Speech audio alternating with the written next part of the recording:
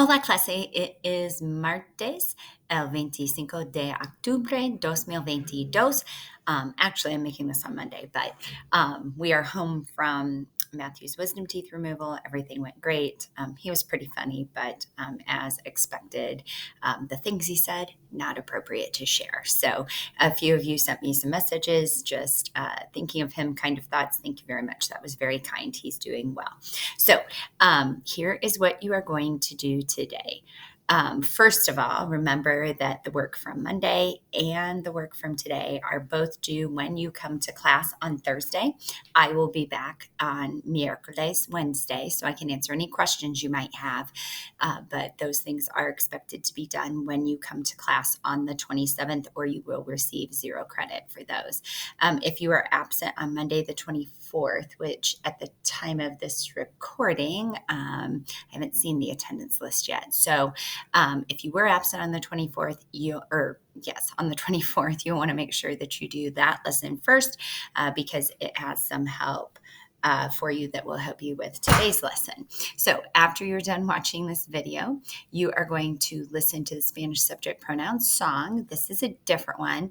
This is my favorite one that we listen to. If you've ever heard of the musical The Sound of Music, this might sound a little familiar. So you're going to watch that and listen to that. Then you're going to watch a video on the Spanish subject pronoun gestures.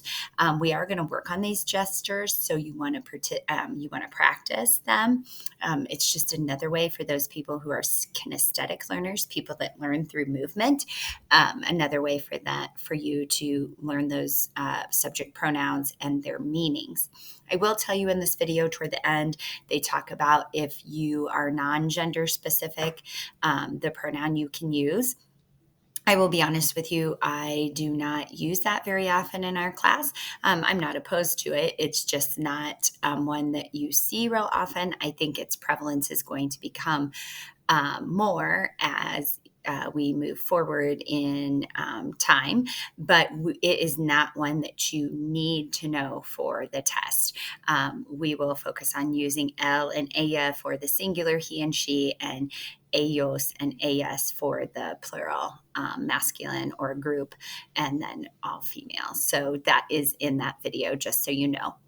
After you finish that, you're going to do 10 rounds of bloquet focusing on the Spanish subject pronouns.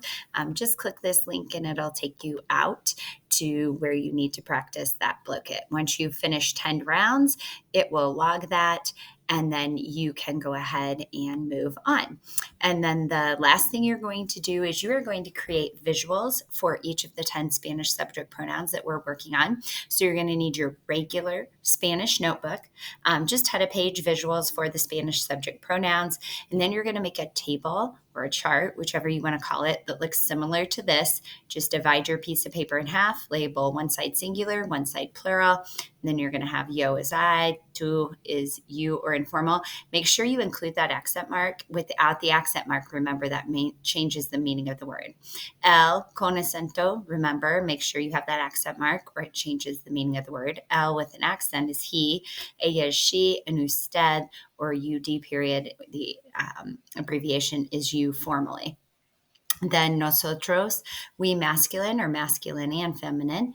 Nosotras, we all feminine. Don't worry about vosotros. Just leave that section of the chart blank.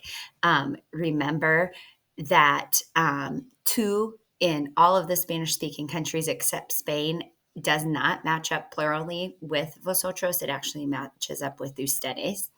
Ellos, they masculine or masculine and feminine. Ellas, they all feminine.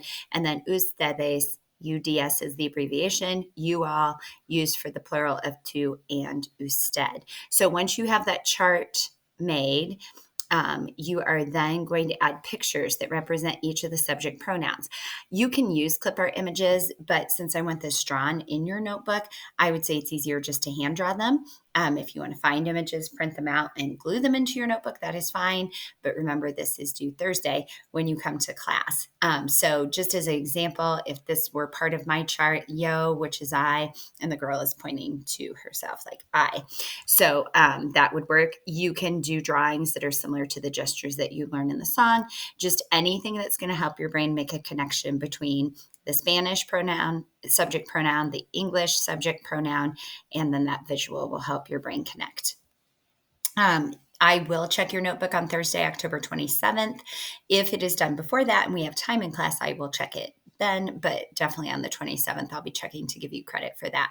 If you finish all of that, you can study past vocabulary and Quizlet, go to Duolingo, work in class content, work on other work you may have, read quietly, and remember, you do have a test coming up on Los Agentes Secretos on November 4th, and you also, your novela notebook is due for grading on Friday, November 4th, so make sure you are good with those things, and most common words 1 through 50, that test will take place prior to Christmas break. So many things that you can work on if you finish.